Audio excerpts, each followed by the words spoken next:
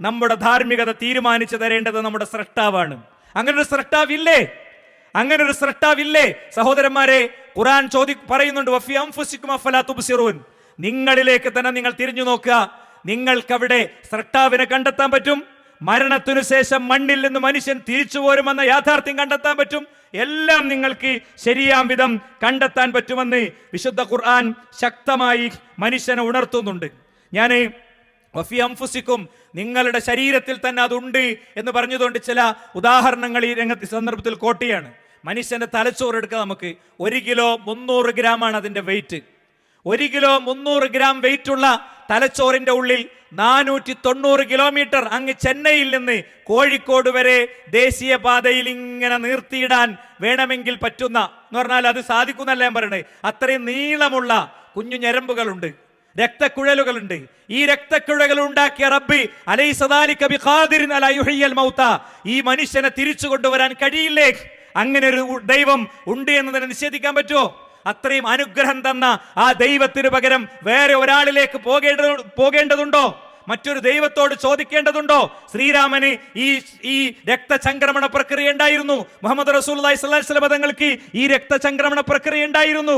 ഈസാ അലൈഹിസ്സലാമക്ക് ഉണ്ടായിരുന്നു. മുഹീദ്ദീൻ ശൈഖിന് ഉണ്ടായിരുന്നു. അപ്പൊ അവരൊന്നുമല്ലാത്ത മനുഷ്യനെ സൃഷ്ടിച്ച ഒരു രക്ഷിതാവുണ്ട്. ആ രക്ഷിതാവിനോടാണ് നമുക്ക് ചോദിക്കാനുള്ളത്.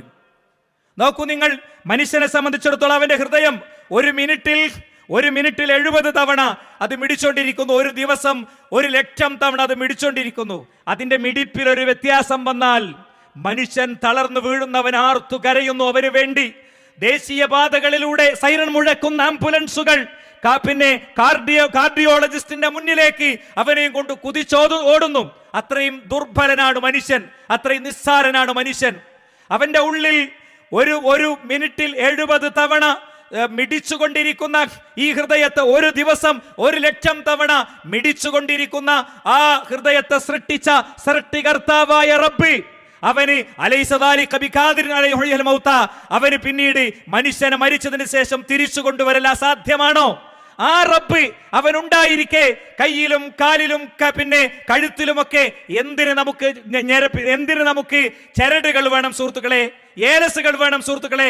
നമുക്ക് ആ റബ്ബിൽ തവക്കൽതു അലല്ലാഹ്, ഞാൻ അല്ലാഹുവിൽ ഏൽപ്പിച്ചിരിക്കുന്നുവെന്നത് കാലിഗ്രാഫിയിൽ മനോഹരമായി എഴുതി വെച്ച് കാറിൽ കെട്ടിത്തൂക്കാനും ചുമരുകളിൽ കെട്ടിത്തൂക്കാനുമുള്ളതല്ല, മറിച്ച് നെഞ്ചിൻ കൂട്ടിന്റെ ഉള്ളിൽ നിന്ന് ഹസ്ബുനല്ലാഹു വനിഅമൽ വകീൽ, ഞങ്ങൾക്ക് ഞങ്ങളുടെ റബ്ബ് മതി എന്ന് പറയാൻ നമ്മളെ സംബന്ധിച്ചിടത്തോളം കഴിയാന്നുള്ളത് പ്രധാനമാണ്.